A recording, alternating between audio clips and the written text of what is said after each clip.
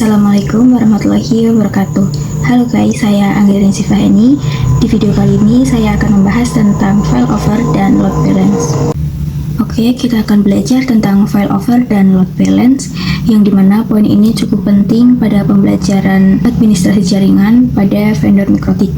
Untuk kedua konsep ini sebenarnya deskripsinya tidak jauh berbeda ya teman-teman. Untuk konsep failover dan load balance ini, deskripsinya sama-sama metode yang digunakan ketika kita mempunyai dua jalur ke internet. Jadi kalau misalkan kita gambarkan pada topologi di sini terdapat satu router yang memiliki dua jalur. Yang satu ke internet pertama dan yang kedua ke internet kedua.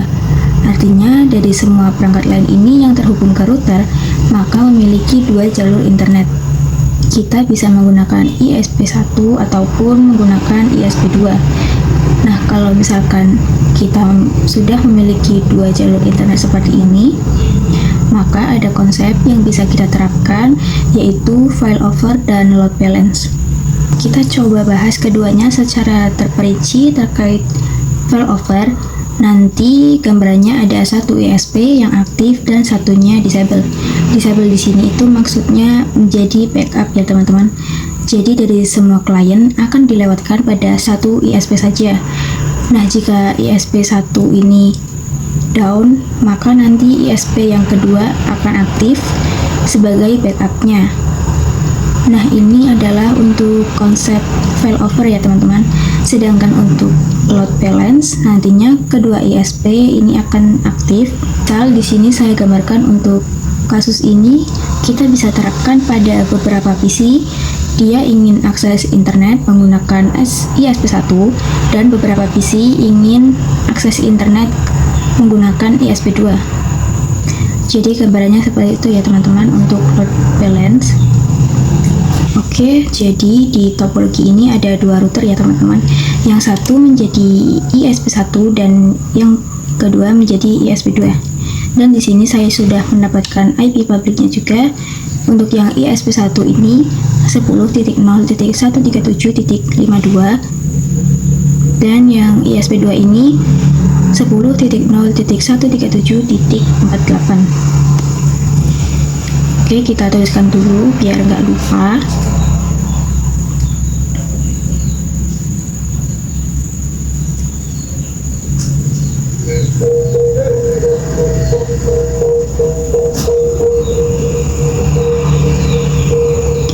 Oke, sekarang kita konekkan ke Winbox-nya. Yang pertama kita ke ISP1, kita masukkan IP-nya yaitu 10.0.137.52. Terus kita connect. Terus kita ganti identitinya di sistem identity. Kita ganti namanya menjadi ISP1 ya teman-teman. Oke, sudah. Terus di Winbox. Terus ke router kedua atau ISP2 yaitu tadi 10.0.137.48. Oke, terus kita ganti juga identitinya menjadi ISP2. Selesai. Sekarang kita tambahkan satu mikrotik yang sebagai customer ya teman-teman. Sini namanya router customer.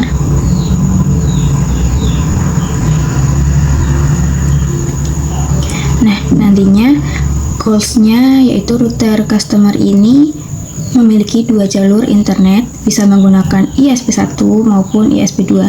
Sini kita hubungkan ya, yang ke ISP1 ini dengan Ether 1 dan yang ke ISP2 dengan Ether 2. Oke, terus kita nyalakan. Kita masuk ke router customer ini, kita pastikan bisa terhubung ke ISP1 dan ISP2 dan juga bisa internetan. Oke, di sini kita cek IP address print. Masih kosong ya, berarti yang harus kita lakukan adalah membuat IP di Ether 2 ISP1 dan di Ether 2 ISP2 yang berfungsi sebagai gateway router customer ini ya teman-teman.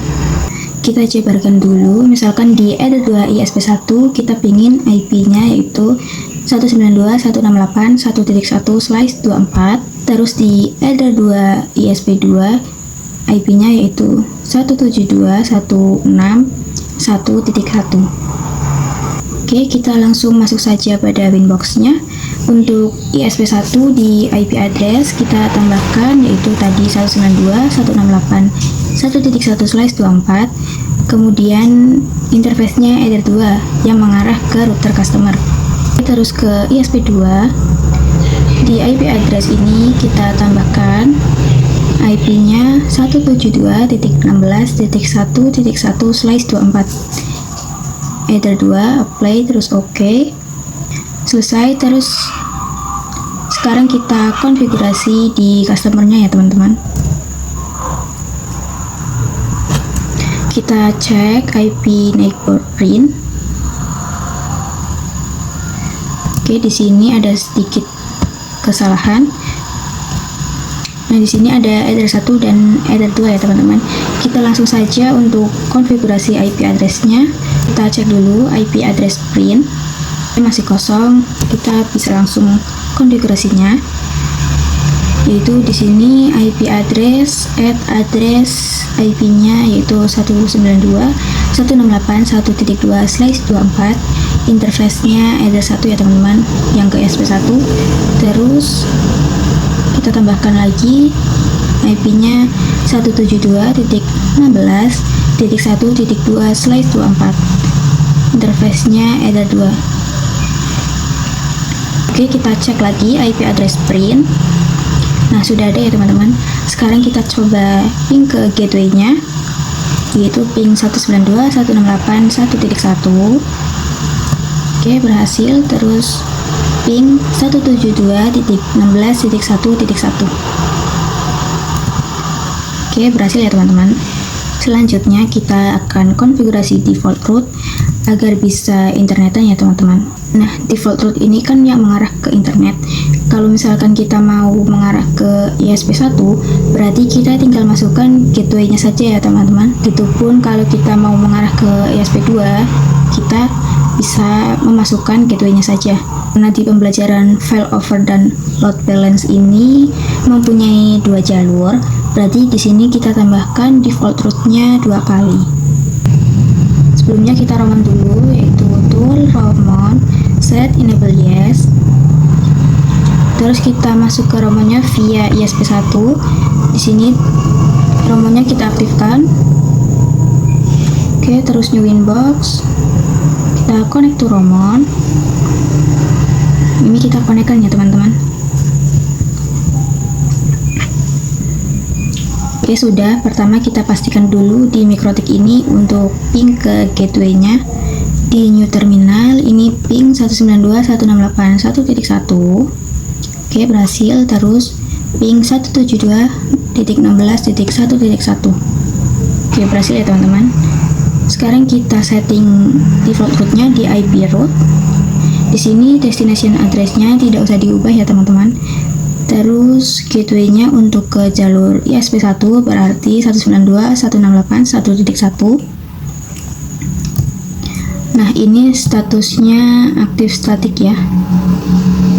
Kalau kita tambahkan untuk yang ke jalur ISP2, ini kita gateway-nya yaitu 172.16.1.1. Nah, di sini statusnya S saja ya teman-teman.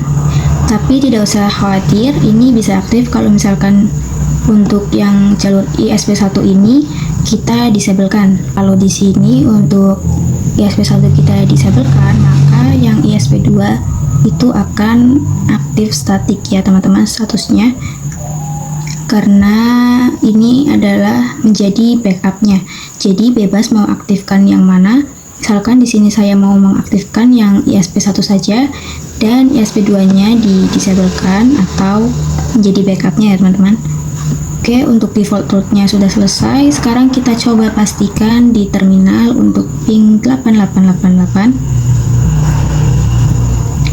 Oke, sudah bisa. Namun untuk ping ke domain, kita cek dulu IP DNS print. Oke, di sini masih kosong ya. Kita konfigurasi saja IP DNS set server 888. Sudah, sekarang kita coba ping google.com. Sudah bisa ya teman-teman? Hasil ya teman-teman. Jadi ini sudah bisa untuk internetan. Sekarang selanjutnya kita tambahkan 2 PC.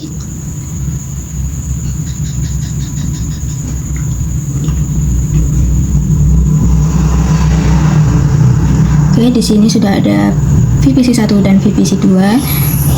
Terus kita hubungkan dari customer ini ke VPC 1 dengan Ether 3, terus ke VPC 2 dengan Ether 4.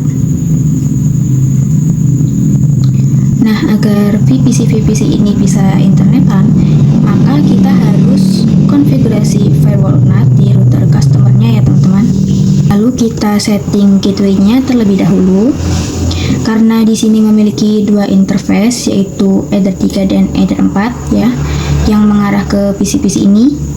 Jadi kita gabungkan jadi satu interface dengan mengkonfigurasi bridge ya teman-teman. Oke, langsung saja di inbox customer ini kita masuk ke bridge. Kita tambahkan untuk namanya bridge 34. Terus di port kita tambahkan yaitu interface-nya Ether 3. Terus juga Ether 4 ya teman-teman, tadi yang mengarah ke PC-PC. Oke, selesai. Terus kita tambahkan juga IP address-nya. Di sini kita ingin IP-nya yaitu 10.10.10.1/24. Terus interface-nya bridge 34. Oke, sudah. Terus kita IP DHCP serverkan saja. Terus DHCP setup, di sini interface-nya bridge 34. Terus kita next saja. Selesai, kita coba di VPC-nya, kita nyalakan dulu. Oke, kita buka. Terus di VPC 1 kita IP DHCP kan. Nah, di VPC 1 ini mendapatkan IP 10.10.10.254. Terus di VPC 2 kita coba IP DHCP. VPC 2 ini mendapatkan 10.10.10.253. Oke, sudah untuk membuat IP-nya, namun ini belum bisa internetan ya teman-teman. Sebelumnya kita tuliskan dulu di sini di Ether 3 dan 4. Ini kan sudah digabungkan. Tadi IP-nya yaitu 10.10.10.1/24. Terus di VPC 1 tadi kita mendapatkan IP 10.10.10.254 dan di VPC 2 kita mendapatkan IP 10.10.10.253.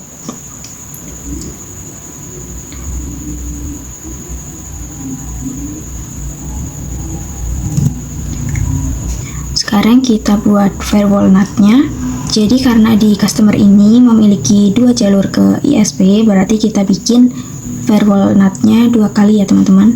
Kita tambahkan yang pertama ini C-nya SRC NAT, terus out interface-nya Ether 1, action-nya MSQRED. Terus yang kedua C-nya sama SRC NAT, terus out interface-nya Ether 2, action-nya MSQRED. Oke, sudah. Sekarang kita tes ping ke PC-nya. Di VPC 1 ini kita ping ke 8888. Berhasil ya. Terus di VPC 2 kita ping 8888. Berhasil ya teman-teman. Oke, jadi sekarang kita sudah siap untuk belajar tentang failover. Jadi failover ini dimana kita memiliki router yang bertindak sebagai customer, kemudian router tersebut memiliki 2 jalur ke internet, yaitu yang pertama menggunakan ISP1 dan yang kedua menggunakan ISP kedua. Dan untuk failover itu mendeskripsikan hanya satu yang akan digunakan ya teman-teman. Jadi failover itu bisa dideskripsikan entah dia akan menggunakan ISP1 ataupun ISP2. Kalau kita menggunakan ISP1, maka jalur yang ISP2 ini akan menjadi backup.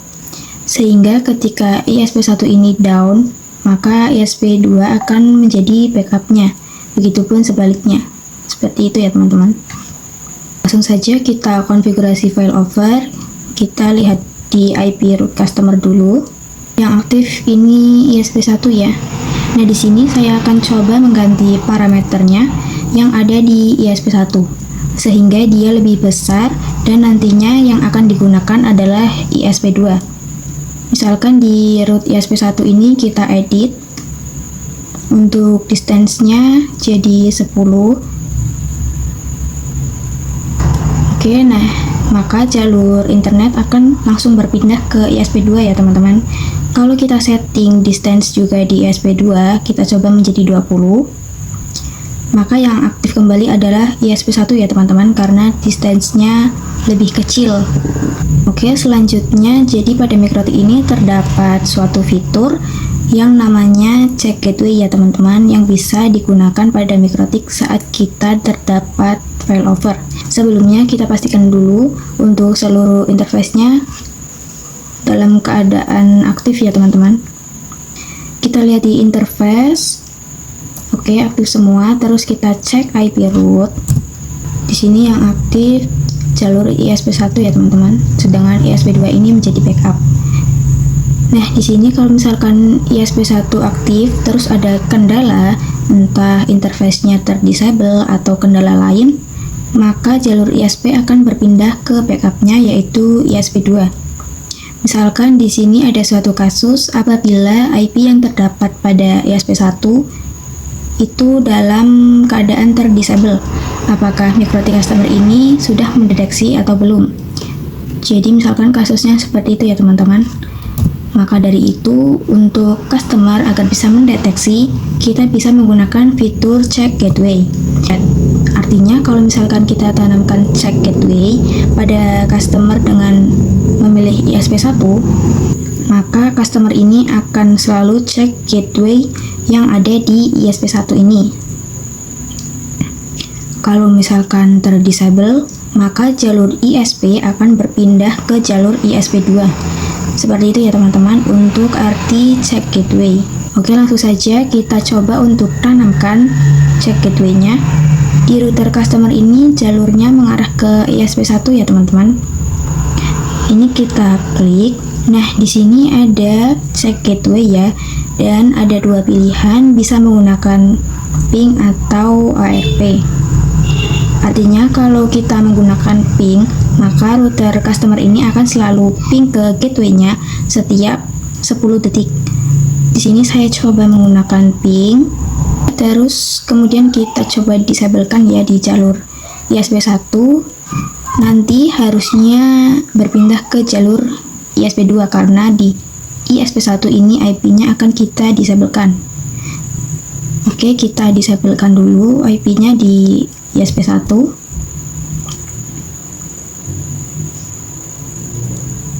Nah, sekarang kita coba cek apakah di customer ini sudah berpindah ke jalur ISP2 atau belum. Kita tunggu sekitar 5-10 detik.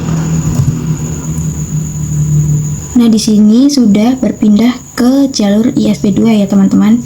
Jadi dengan bantuan check gateway ini, customer ini sudah bisa mendeteksi ketika IP dari ISP1 atau ISP2 itu berkendala, maka dia akan otomatis berpindah jalur ya teman-teman. Oke, seperti ini untuk gambaran dari failover ya teman-teman, dan cara konfigurasinya. Oke, kita sudah belajar tentang failover. Sekarang kita akan belajar tentang load balance, di mana load balance ini terdapat dua jalur ke internet, baik itu ISP1 ataupun ISP2, dan dua jalur itu dalam keadaan aktif. Untuk contoh pengaplikasiannya, jadi misalkan VPC1 bisa menggunakan internet dengan ISP1, atau VPC2 bisa menggunakan internet dengan ISP2, ataupun bisa mengakses YouTube menggunakan ISP1 dan banyak lainnya. Oke, sebelumnya untuk IP address di ISP1 ini kita aktifkan kembali.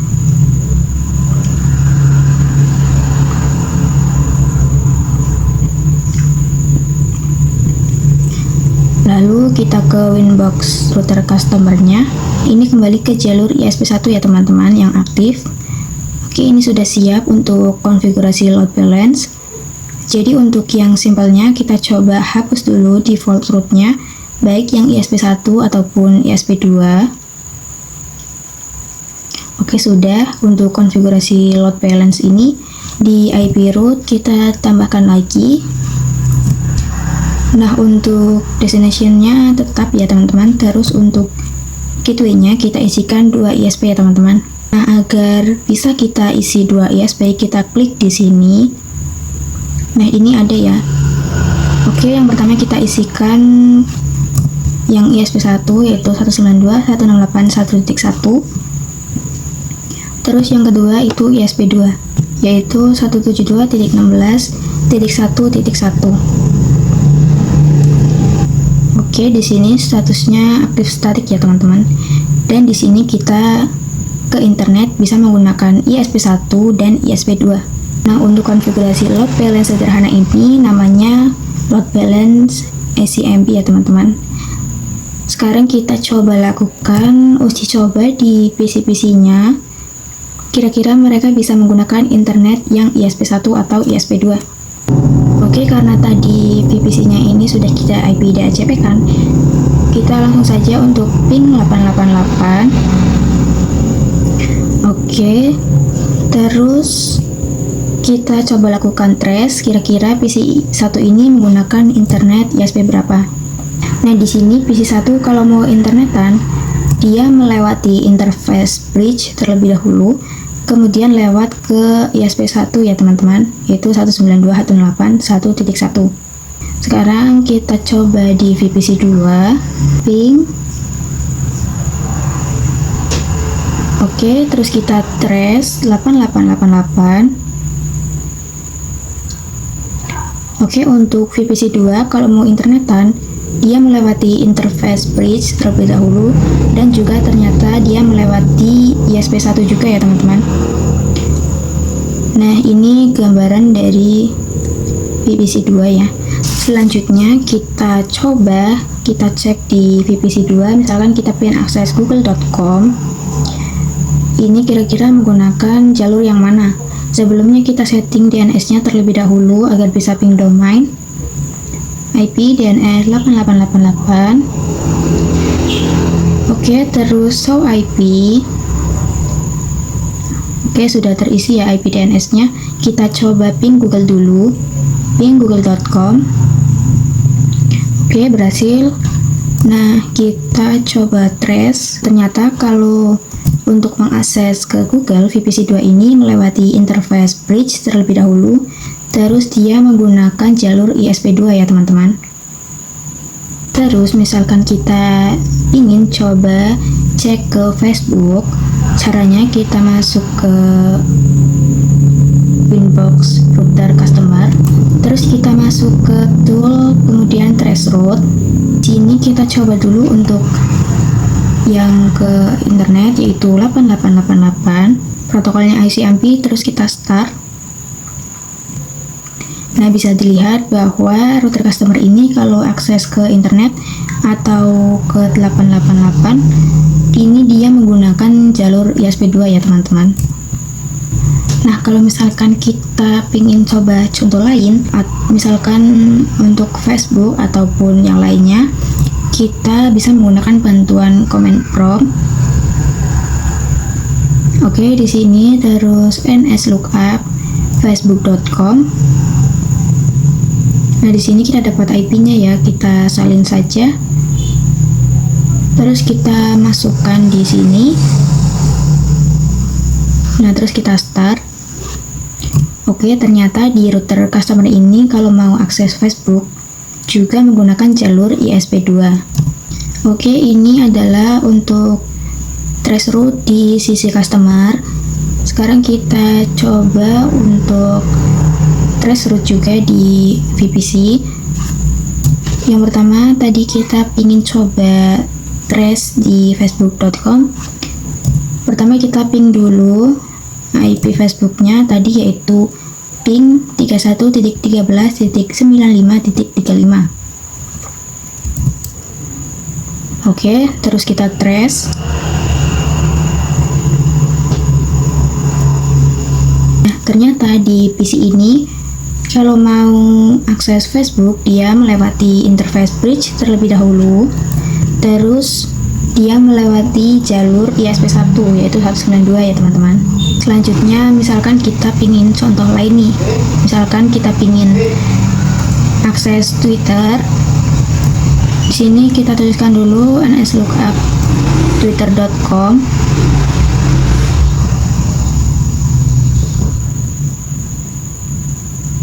Oke, kita dapat IP-nya ya. Di sini IP-nya yaitu 104.244.42.193. Oke, kita ping dulu yaitu tadi 104.244.42.193. Oke, terus kita trace.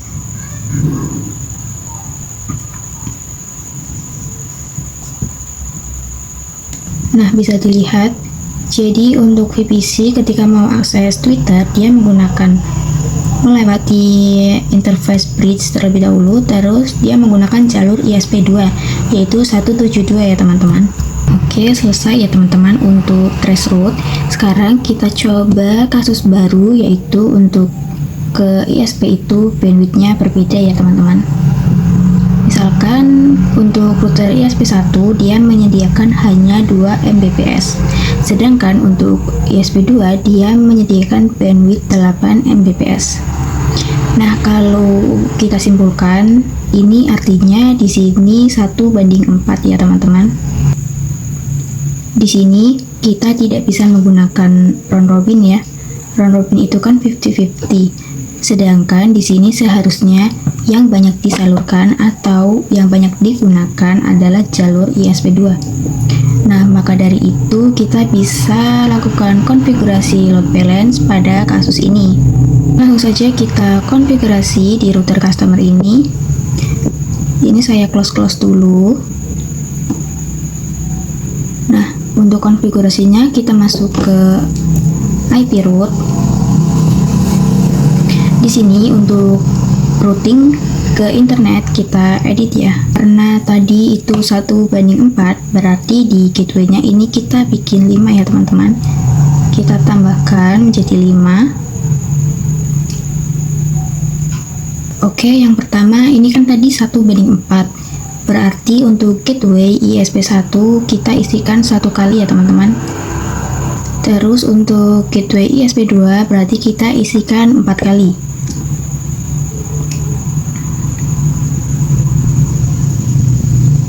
Oke, jadi seperti ini ya teman-teman. Jadi nanti untuk akses internet akan lebih banyak menggunakan ISP2. Kalau misalkan kita coba cek juga di terminal IP route print, nah bisa dilihat ya teman-teman, untuk jalurnya ini yang banyak digunakan harusnya itu ISP2. Oke, sekarang kita coba traceroute. Di sini 8888 protokolnya ICMP, terus kita start. Bisa dilihat ya teman-teman, jadi dari customer ini untuk akses ke internet dia menggunakan jalur ISP2. Misalkan kita coba untuk traceroute yang lainnya seperti youtube.com, di command prompt kita nslookup lagi, yaitu nslookup youtube.com. Nah, di sini IP-nya banyak ya teman-teman. Kita pilih salah satu saja. Di sini saya menggunakan yang 64.233.170.136. Nah, di sini saya kopikan. Terus kita coba traceroute, ini start. Nah, ini juga menggunakan jalur ISP2 ya teman-teman. Oke, ini untuk traceroute di customer. Sekarang kita coba traceroute di VPC-nya. Kita coba show IP. Di sini kita ping ke IP youtube.com tadi.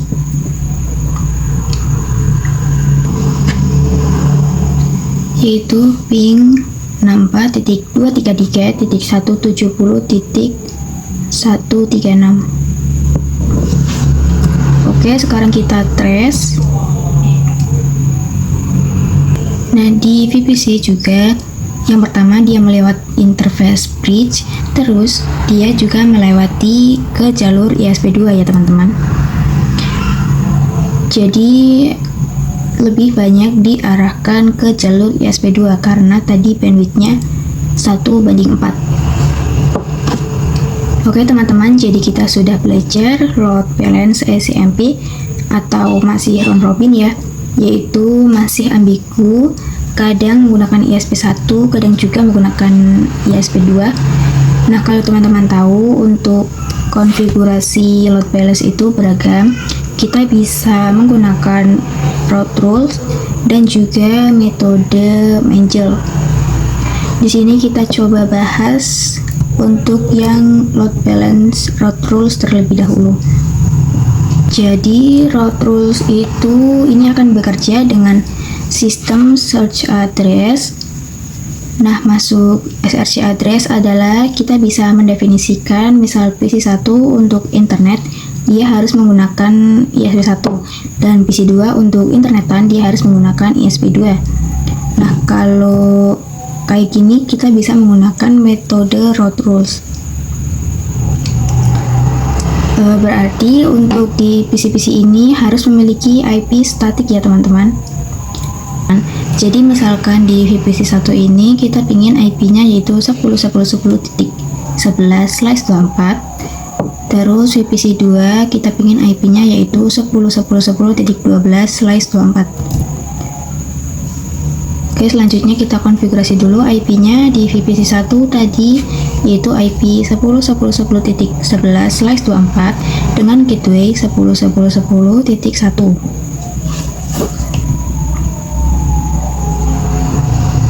Oke, terus kita show IP. Nah, sudah di VPC2 kita konfigurasi juga IP-nya yaitu IP 10.10.10.12/24 dengan gateway 10.10.10.1. Oke, terus kita show IP. Nah, sudah. Oke, kita langsung setting route rules-nya aja di router customer ya teman-teman. Di bagian IP route, di sini ada default route dengan 2 jalur ya. Kita disablekan saja dulu. Terus kita tambahkan default route-nya menggunakan metode route rules. Di sini kita klik bagian rules terus tambahkan. Nah, di sini ada SRC address, kita tambahkan satu persatu. Yang pertama, misal PC1 yaitu IP-nya 10.10.10.11. Terus untuk tabelnya yaitu VPC1. Oke, terus kita tambahkan untuk yang PC2 SRC address-nya yaitu IP VPC2 10.10.10.12. Terus tabelnya VPC2. Nah, untuk rules-nya ini sudah selesai. Sekarang kita ke routes. Di sini kita tambahkan default route-nya satu persatu. Kita tambahkan di sini address-nya default ya teman-teman. Terus gateway-nya karena PC1 untuk internetan menggunakan ISP1, maka di sini kita tuliskan saja IP-nya yaitu 192.168.1.1. Nah, kemudian di bagian routing mark-nya ini kita isikan VPC1 ya teman-teman. Oke, terus kita tambahkan lagi gateway-nya untuk VPC2 itu mengarah ke ISP2. Jadi gateway-nya itu 172.16.1.1. Terus di bagian routing mark-nya itu VPC2. Oke, selesai. Sekarang kita bisa tes di PC-PC-nya. Pertama di PC1 ini kita ping 8888. Oke, sekarang kita trace 8888. Ini bisa dilihat ya teman-teman, untuk PC1 ini ingin mengakses ke internet dia menggunakan jalur ISP1. Benar ya untuk konfigurasinya. Terus kita cek di VPC2, kita ping 8888. Oke, terus kita trace.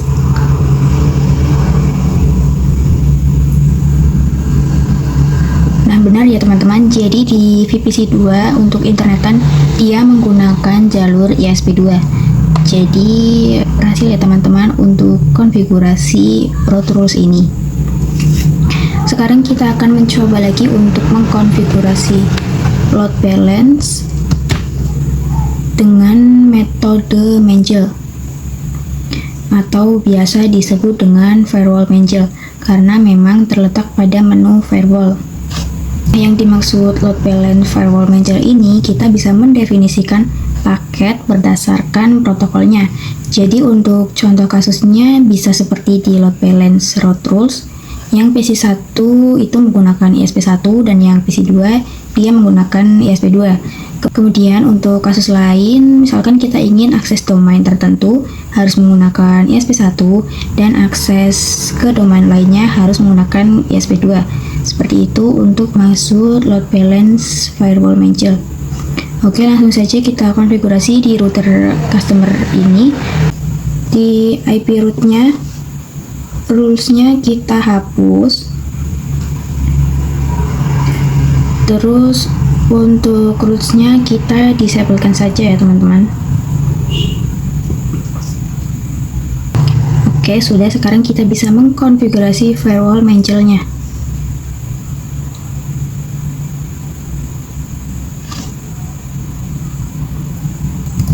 Oke, sudah. Sekarang kita bisa mengkonfigurasi firewall Mangle-nya. Untuk contoh kasusnya sama seperti load balance root rules, yaitu PC1 itu menggunakan ISP1 dan PC2 dia menggunakan ISP2.